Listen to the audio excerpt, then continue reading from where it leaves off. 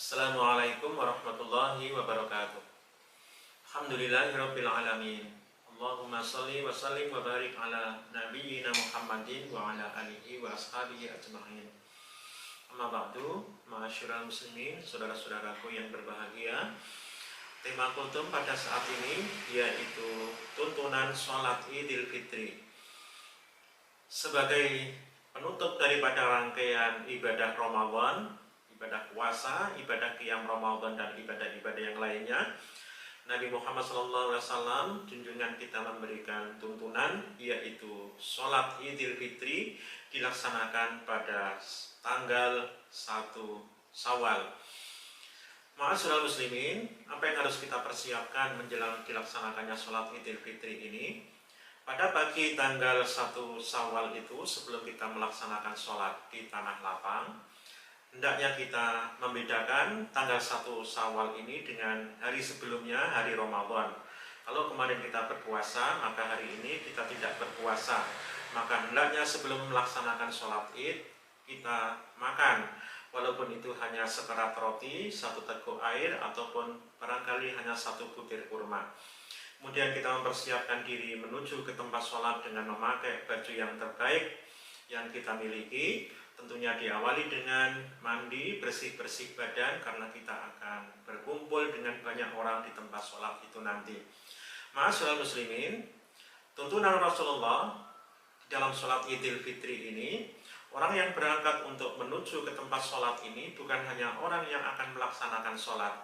Sanak keluarga kita, kerabat kita yang barangkali sedang menjalani halangan, perempuan-perempuan yang sedang haid atau yang lainnya, yang nanti tidak dapat melaksanakan sholat Id, sholat sunnah ini karena ada halangan syariat seperti wanita haid, mereka tetap kita ajak untuk menuju ke tempat sholat. Mereka berdiri di luar, di tepi, menyaksikan sholat dan menyaksikan khutbah. Bagi yang rumahnya dekat dengan tempat sholat, maka sebaiknya menuju ke tempat sholat dengan berjalan kaki.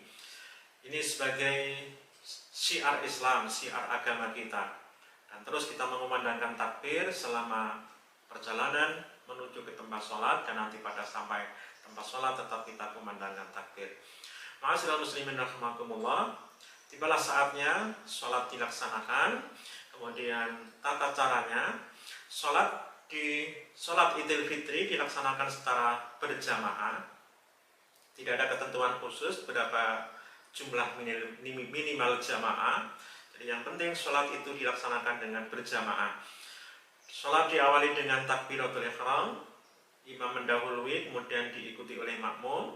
Setelah itu membaca doa iftitah sebagaimana doa iftitah yang diajarkan Rasulullah. Boleh Allahumma ta'id baini, Allahumma ta'id baini, atau yang lainnya, wajjahtu wajhiya, atau Allahu akbar kabira, walhamdulillahi katsira, wa subhanallahi bukratan wa asila. Setelah bacaan iftitah dibaca, kemudian membaca takbir 7 kali. Takbir 7 kali dipimpin oleh imam, hendaknya bisa bersama-sama dengan imam, diawali oleh imam, kemudian makmum mengikuti. Sehingga antara imam dan makmum nanti bisa selesai bersama-sama. Imam mengawali, kemudian makmum mengikuti di belakangnya. Setelah itu imam membaca surat Al-Fatihah. Setelah surat Al-Fatihah, makmum dan imam dan makmum bersama-sama membaca amin. Kemudian dilanjutkan dengan membaca surat Al-A'la. Setelah itu melaksanakan ruku, iktidal, sujud, duduk antara sujud. Sujud yang kedua, kemudian bangun menuju rakaat yang kedua. Imam mengucapkan takbir, diikuti oleh makmum. Setelah bersedekap, kemudian imam memimpin untuk membaca takbir 5 kali.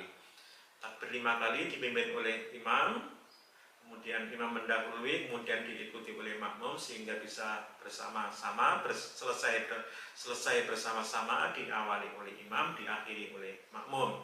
Setelah itu sebagaimana rakaat yang kedua, membaca Al-Fatihah, kemudian surat Al-Ghasyiyah, kemudian ruku, kemudian sujud, kemudian ruku, kemudian iktidal, kemudian sujud, kemudian duduk, kemudian sujud, kemudian tasyahud akhir, kemudian mengucapkan salam ke kanan dan ke kiri. Setelah itu imam atau yang lainnya yang ditunjuk untuk melaksanakan khutbah. Khutbah Idul Fitri ini berbeda dengan khutbah sholat Jum'ah, di mana sholat Jum'ah khutbahnya 2 kali.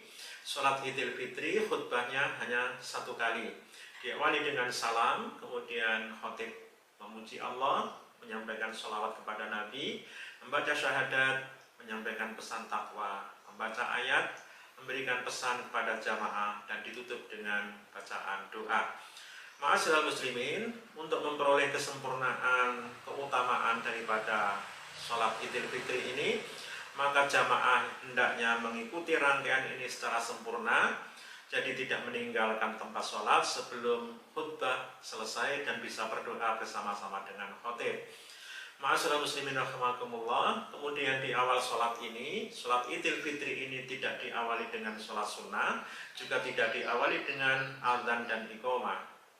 Selesai khutbah, kemudian jamaah meninggalkan tempat sholat dan dituntunkan sebaiknya meninggalkan tempat sholat itu meniti jalan yang berbeda dengan jalan yang tadi dilalui ketika berangkat menuju tempat sholat.